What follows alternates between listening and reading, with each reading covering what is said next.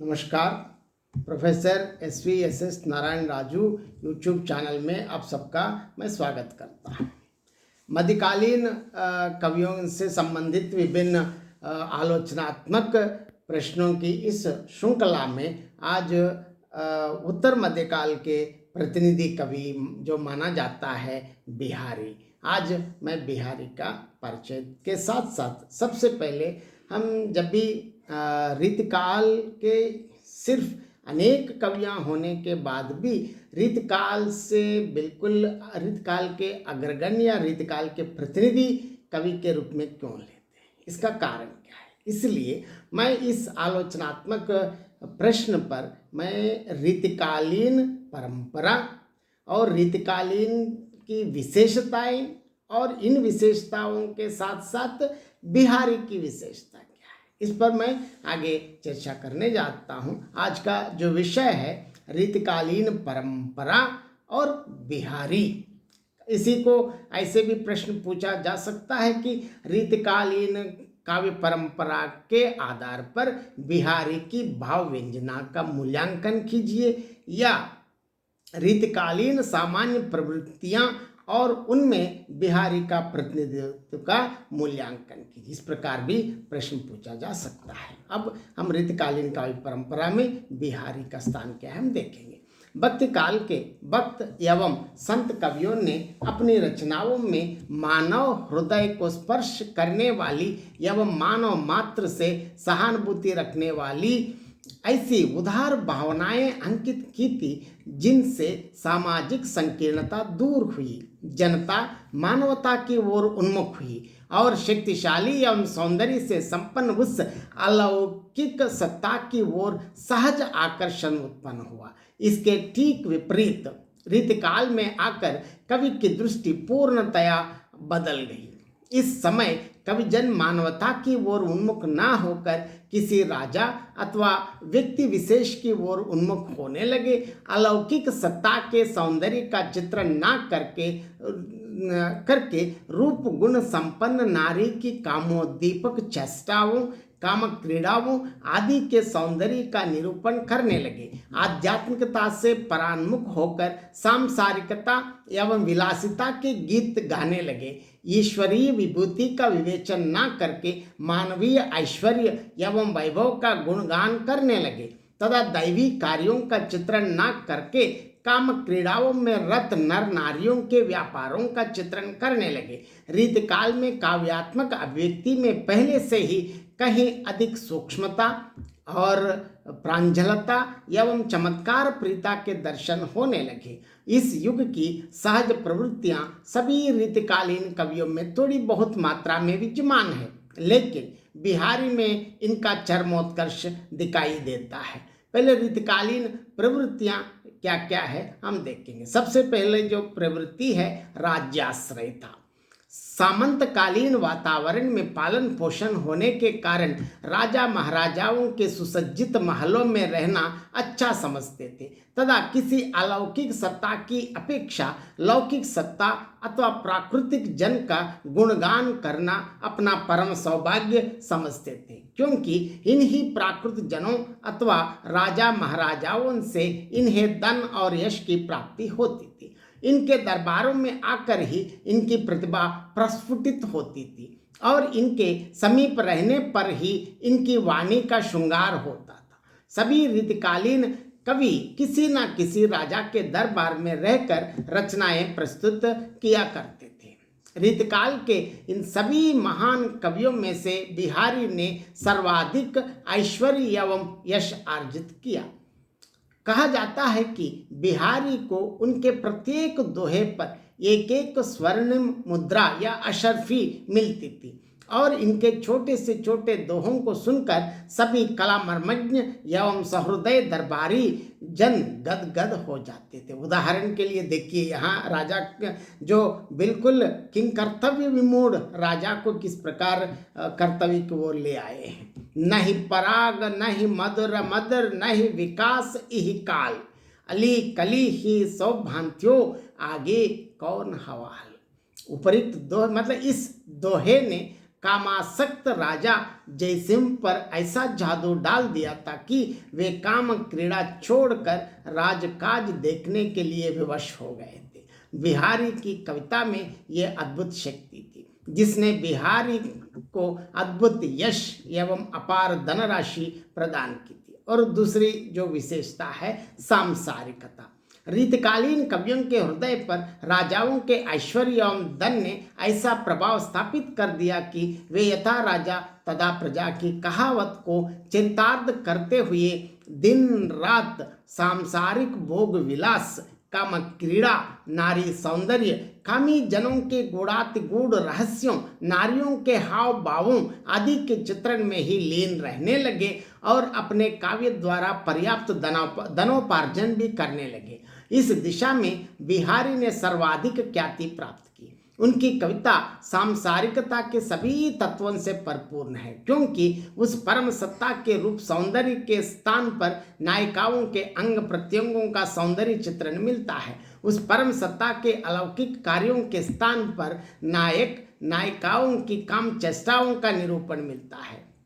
उस परम सत्ता के सर्वव्यापी ऐश्वर्य के स्थान पर सांसारिक नरेशों के ऐश्वर्य एवं वैभव की मनोरंजक झांकियां मिलती हैं। अतः बिहारी में आध्यात्मिकता के स्थान पर सांसारिकता का ही वर्णन मिलता है।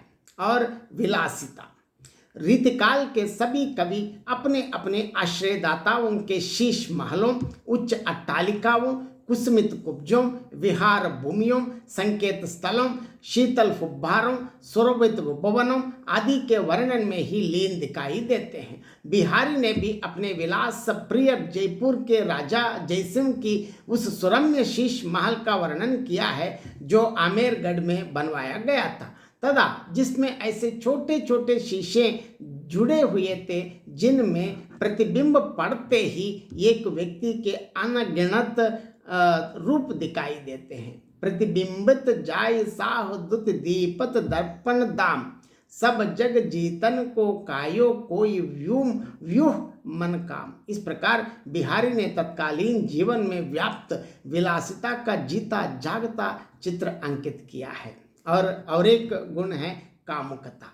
रीतकालीन कवियों के काव्य में नायक नायिकाओं की काम क्रीड़ाओं का ऐसा चित्रण मिलता है जिनमें कामुकता अथवा कामातुरता का ही प्राधान्य सर्वत्र दिखाई देता है। इन कवियों ने प्रत्येक नायक एवं नायिका का ऐसा काम क्रीड़ाओं में निरंतर लीन दिखाया है जिनसे यह ज्ञात होता है कि उस समय सिवाय काम क्रीड़ा के उन पर और कुछ कार्य नहीं था।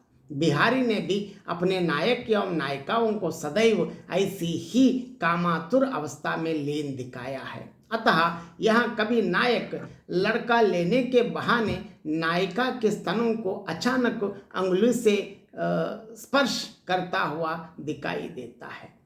लड़का लबई के मिसही लंगरू मो दिग आए, गए अचानक अंगुरी चाती चैल चुआए। कभी कोई नायिका नायक के साथ बातचीत करने का आनंद प्राप्त करने के लिए उसकी कोई वस्तु छिपा कर रख देती है और जब वो ढूंढता है तब पहले सौगंध खाकर विरोध कर देती है और फिर अपने बाहों से हंसकर, देखिए बहुत बढ़िया, बाहों से हंसकर वस्तु का होना सूचित कर देती है, लेकिन मांगने पर फिर मुकर जाती है। बतरस लालच लाल की मुरली दर लुखाए, सौह करें बहुहन हंसें देन कहे नट जाए। इस प्रकार बिहारी ने नायक नायिकाओं के अनेक काम चेष्टाओं का ऐसा वर्णन किया है जिनमें से कामुकता या कामातुरता स्पष्ट झलक रही है। और इसके बाद और एक विशेषता है नायिका भेद। रीतकाल में नायिकाओं के 3 से 384 तक भेद किए गए हैं। प्रायः सौतिया, सामान्य और वेश्या है, ये 3 भेद ही पहले प्रचलित थे, परंतु रीतिकाल में विभिन्न प्रकार से नायिकाओं का वर्गीकरण किया है। इन समस्त वर्गीकरणों एवं चित्रणों का मूलाधार नारी के रूप के प्रति कवियों की आसक्ति थी और नारी के रूप सौंदर्य की विभिन्न झांकियां अंकित करने के लिए ही नायिकाओं का वर्गीकरण एवं विश्लेषण हुआ था। बिहारी ने एक मध्य नायिका के बारे में इस प्रकार वर्णन किया है कि जिसके नायक ने रति क्रीड़ा के लिए पकड़ लिया है और लज्जावश नहीं कह रही है, किंतु जिसकी बाहों में विद्यमान हंसी उसकी हाँ को प्रकट कर रही है। यद्यपि ना ही नहीं बदन लग जक जाती, तदपि बाहें हंस बरनी हैं सती टहराती। इस प्रकार बिहारी ने देखिए नायिकाओं के अलग अलग भेद क्या क्या है। जिस प्रकार बिहारी ने पूर्वानुरागिनी, अन्य संभोग दुखिता, स्वयं दूतिका, अध्यात्म यौवना, मृडता, नवोड़ा, प्रौढ़ा, ज्ञात यौवना, विरहाकोष्ठिता, स्वाधीन पतिका, वास्तव सज्जा आदि विभिन्न प्रकार के नायिकाओं के बड़े ही मार्मिक एवं मनोरंजन परक या मनोरंजन पूर्ण चित्र अंकित किए हैं। इसके बाद और एक विशेषता है नक्षिक वर्णन। रीतकालीन कवियों की यह प्रवृत्ति भी प्रमुख रूप से रखी है कि ये नायिका के रूप सौंदर्य का चित्र अंकित करने के लिए उसके नाखून से लेकर चोटी तक अंग प्रत्यंग की सभी का चित्र प्रस्तुत किए करते हैं। सभी श्रृंगार कवि इस नक्षिक चक्कर में पड़कर श्रृंगारिकता एवं कामुकता के चित्रण में लीन रहे हैं और कोई भी दलदल से नहीं बच सकता है। विरहिणी नायिका के संपूर्ण अंग प्रत्यंग की बड़ी सजीव एवं मार्मिक झांकियां अंकित की हैं। बिहारी भी इसमें सर्वश्रेष्ठ हैं। बिहारी का यह नायिका के श्रृंगारिकता के पद प्रदर्शन के साथ साथ सौंदर्य चेतना की अद्भुत क्षमता भी इसमें मिलती है। और आगे संयोग वर्णन। रीतकालीन कवियों ने श्रृंगार के संयोग पक्ष का वर्णन करते हुए विभिन्न क्रीड़ा व्यापारों, काम चेष्टाओं, अटकेलियों, विभिन्न प्रकार की रतिकेलियां आदि का निरूपण किया है। श्रृंगार के इसी क्षेत्र में नायिका के रूप सौंदर्य चित्रण, नायिका भेद, दूत दूती प्रेषण, हास परिहास निरूपण आदि भी आते हैं। इनके साथ ही विविध काम केलियां जैसे जल विहार, वन विहार, उपवन में आंख मिचौली, पतंगबाजी, कबूतरबाजी आदि भी इसी के अंतर्गत आती हैं। बिहारी के संयोग वर्णन में कामक क्रीड़ा आदि का वर्णन अधिक होने के कारण आलिंगन, परिरंभन, चुंबन आदि विविध बाह्य व्यापारों का चित्रण बड़ी सजीवता के साथ मिलता है। बिहारी ने संयोग का वर्णन करते हुए रति क्रीड़ा का भी बड़ी ही कामोद्दीपक वर्णन किया है। इसमें से कभी कोई नायिका प्रथम समागम के अवसर पर अपने नायक को बाहों से डांटती हुई, मुख से निषेध करती हुई, किंतु आंखों से मिलन की इच्छा प्रकट करती हुई तथा किंचा तानी में स्वयं नायिका की ओर खिंची चली आई हुई दिखाई गई है। देखिए, बौहन त्रासति मुख नटति, आंकिन सो लपटाती, ऐंच चुड़ावती, कर इंच आगे आवत जाती। इस प्रकार बिहारी ने संयोग श्रृंगार का बड़ा ही कामोद्दीपक, भावोत्तेजक, मनोरंजक एवं वासनात्मक वर्णन किया है। इसी कारण सौंदर्य के सरस चित्र अंकित करने में बिहारी सर्वोत्कृष्ट कवि माने जाते हैं। और इसके बाद वियोग श्रृंगार। रीतकालीन कवियों ने वियोग के विभिन्न भेदों एवं विविध काम दशाओं का बड़ा ही सजीव एवं मर्मस्पर्शी वर्णन किया है। और आमतः जो वियोग की जो 4 प्रकार हैं, पूर्वराग, मान, प्रवास, करुणा। बिहारी ने उक्त सभी भेदों का निरूपण बड़ी तत्परता एवं तल्लीनता के साथ किया है।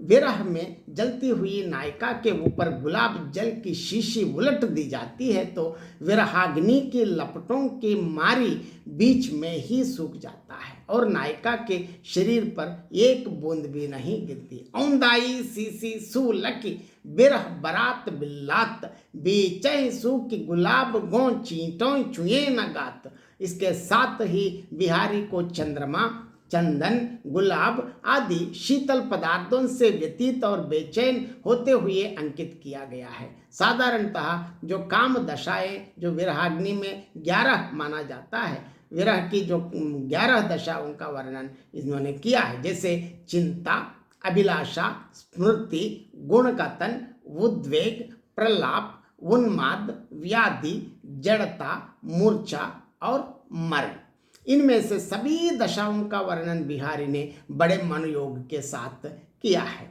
ऋतु वर्णन। रीतकालीन कवियों की यह भी मनोवृत्ति रही है कि उन्होंने ऋतुओं का उद्दीपन दृष्टि से वर्णन किया है। बिहारी ने भी अपने छोटे से दोहे में प्रत्येक ऋतु के अंतर्गत चिटकने वाली प्रकृति सुषमा की अनुपम झलक अंकित करने की सुंदर चेष्टा की है। उदाहरण के लिए देखिए, सुनत पतिक मुह माह मिसी लुवई चलत वही गाम, बिन बोझे बिन ही कहे जियत बिचारी बाम। बिहारी ने प्रकृति की सौम्य सूक्ष्म और वर्णन की अपेक्षा नारी की अप्रतिम सौंदर्य का ही वर्णन अधिक किया है, और जो कुछ चित्रण मिलते हैं वे भी मानव भाव सापेक्ष है। फिर भी बिहारी के प्रकृति चित्रों में भावात्मकता, मनोहारिता, स्वाभाविकता, वाग्वैदग्ध्यता, अलंकारिकता आदि के साथ साथ कलात्मकता, चमत्कारप्रियता का भी प्राधान्य है, और भक्ति एवं नीति का भी निरूपण कैसे किए हैं। रीतकालीन कवियों की प्रायः यह प्रवृत्ति रही है कि वे जहाँ श्रृंगार का अश्लील से अश्लील वर्णन करते हैं वहाँ कुछ भक्ति एवं नीति संबंधी कितने ही दोहे मिलते हैं, लिखे हैं भी, जो संसार रस रूपी ईख के गन्ने के बीच बीच में पड़ी हुई गांठ जैसे जान पड़ते हैं। बिहारी ने नीति परक दोहे भी लिखे हैं, जिनमें कहीं स्वर्ण अथवा धन की भी निंदा की है। कनक कनकते सौगुनी मादकता अधिकाय, वो खायो बौराय या पायो बौराय।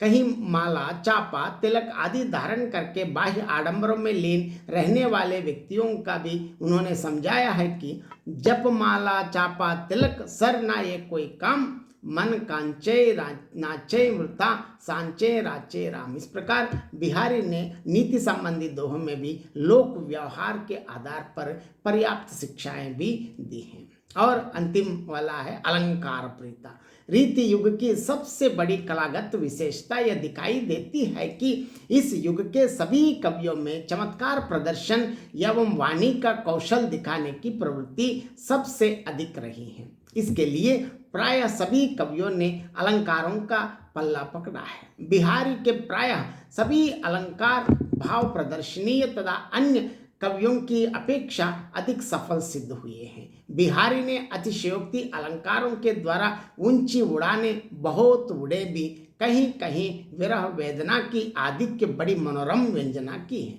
विरह विह्वल नायिका के ऊपर गुलाब जल की एक बूंद ना गिरने तथा बीच में ही गुलाब जल सूख जाने का वर्णन करके अतिशयोक्ति अलंकार के द्वारा विरहिणी नायिका की विरह ताप की मार्मिक व्यंजना की गई है। औंदाई सी सुलखी बिरह बरात बिल्लात बेचह सुख गुलाब गो चीतें छुए न गात। बिहारी के अलंकार विधान की सफलता को देखकर कुछ आलोचकों ने यह भी कहा है कि बिहारी की सत्सई अलंकार निरूपण का रीतिक ग्रंथ है, परंतु यह गलत है कि बिहारी ना तो अलंकारवादी थे ना अलंकारों का निरूपण किया है। बिहारी ने स्वच्छंद रूप से ही अलंकारों का प्रयोग किया है। ये है रीतिकालीन परंपरा की विशेषताएं और इसमें बिहारी की विशेषताएं। आप सब इस वीडियो देखने या सुनने के बाद जरूर आप अपनी प्रतिक्रिया व्यक्त कीजिए। इसके साथ साथ इस चैनल को सब्सक्राइब कीजिए। बहुत बहुत धन्यवाद।